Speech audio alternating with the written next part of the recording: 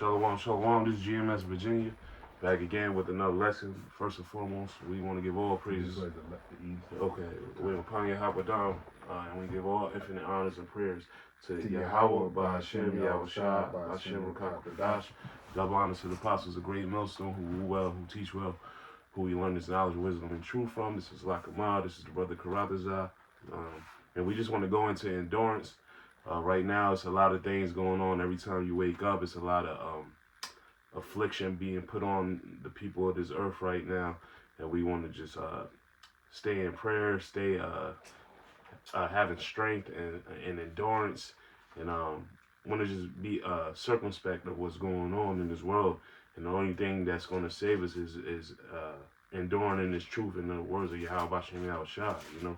I mean, we waiting for Big Bro to come deliver us, so Salaki, we have to have patience, you know, and continue to keep fighting, you know. Can I get this precept real quick? Since you said about prayer, this is 1 Thessalonians chapter 5, verse 17. Pray without ceasing. Yeah, that's right. We got to pray without ceasing, regardless of what's going on in our lives. You know, through the ups and downs, through the trials and tribulations, we have to know that this is a big test, and we're doing a bid right now. So we got to stay continuing in prayer, man, for peace and deliverance, you know. Yep. If I may continue, it says, if you don't mind, brother. Yeah. It says, in everything give thanks, for this is the will of Yahweh and Hamashiach Yahushai concerning you. Yeah, don't just thank the Lord for the good things that is put in front of your face. Be thankful for the hardships you go through too, because hey, hardships brings character. You don't know why the Lord might be putting some pain in front of you, whether it's physically, mentally, or spiritually, but it might be better for you in the outcome, in the long run, I should say, you know. And remember you brought out yesterday at camp, outcome. Outcome. The end result, the consequence. Yeah. We want to make sure whatever we go through on this side leads to a good outcome, a good end result of all the hell or the blessings, whatever the Lord puts in front of us. You know, you can't just be thankful for you know, your bills being paid on time. Sometimes the Lord might put you through some type of strife where you can't pay your bills on time and put you through a little hardship. You know, that might build character for when you don't have no lights, you don't have no water. You know, we don't know what this. You know, we don't know where we're gonna be when shit hits the fan. You know. If I may add to what you were saying, I was talking to this lady earlier, and she was speaking about how the war in Ukraine. She was reading this economics magazine, and how the people, they had those rolling blackouts because of the war, and then the cost of war had an economic, well, had a situation in regards to their electricity and their power. And those people were still out there, you know, selling food to people. They made adjustments, right? Right. My point in saying that is because within the time that we're coming into, we're going to have to make adjustments, right? And within us making those adjustments, we're going to have to endure, because we're not going to have food. We're not going to have water. And those people that are in Ukraine, according to this economics magazine that she read, that the people, they made certain foods on certain days if they had electricity, or if they didn't have electricity. They made cold food on certain days. They made hot food on certain days. Smart, and the other guy I was talking to, he said the people, it was a need for that stuff. So the need was created out of the war, and then the war created the people. Well, it helped the people to adjust to their need to endure for the hardships that they had. So they were able to create food for the people that stayed in Ukraine during that war. So you got it. Nah, that's smart though, and you know, like I said, and that's the spirit, because you know, we have our holy days. We have the Sabbath. We're not supposed to put no fires and no food. Them the days that we should be making little cold sandwiches or whatever. You know, or and just eating the food cold, or whatever, or eating fruits or whatever. You know what I mean? But that you know, we don't know that might prepare us for the times that's to come, you know. Even though we know that's a holy day and that's a day of rest and all, but that might prepare your mind and your physical for them times, you know. So that's beautiful. You know? Let me get one. This is Matthew 24 and 13.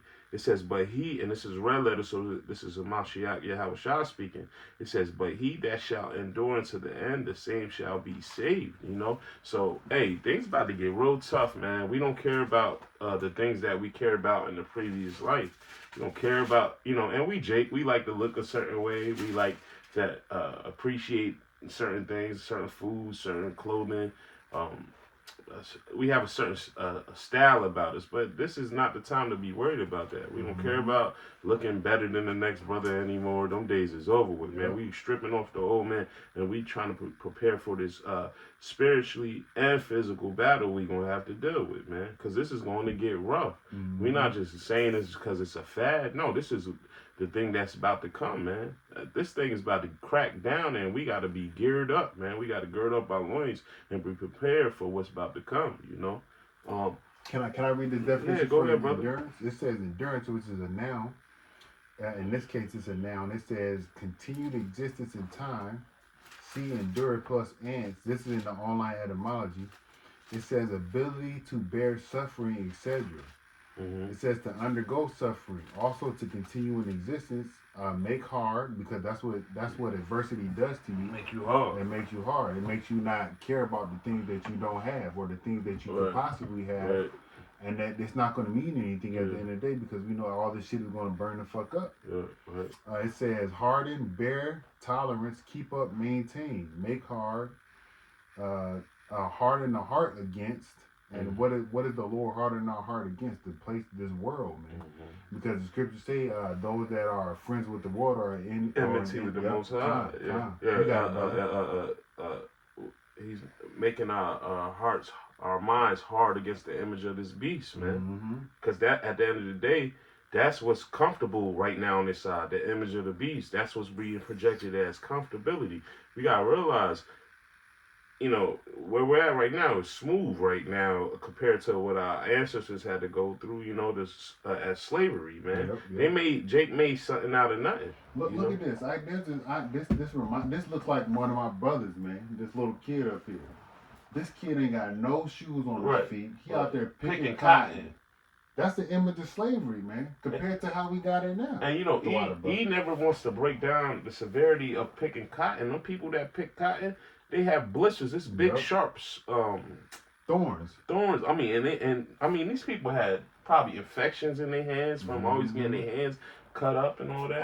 Oh, look. Reading this book right here, where it says, you know, slavery from whatever, right? American slavery from the people who lived it. There was a woman that had a baby in this story, in this history, right? She had to put her baby in a tree for her to pick cotton.